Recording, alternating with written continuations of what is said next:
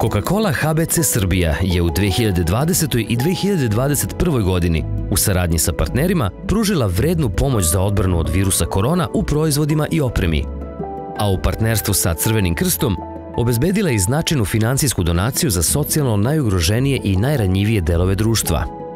Uz to, strateški se usmerila ka podršci preduzetnicima koji posluju u oblasti ugostiteljstva, kao i ka malim preduzetnicima sa juga Srbije. Takođe, nije odustajala od svojih tradicionalnih projekata podrške lokalnoj zajednici, ali i akcijama za zaštitu životne sredine, smanjenje emisije štetnih gasova, kao i od održive ambalaže. Tokom 2020. i 2021. godine Coca-Cola je podržala preko 170 različitih projekata, a za razvoj lokalnih zajednica donirala je veliku količinu proizvoda, kao i veliku količinu novčanih i materijalnih sredstava. Među podržanim projektima posebno se izdvojio projekat Vlasina čista ljubav. Coca-Cola HBC Srbija dobitnik je priznanja Dobročinitelj za 2022. godinu.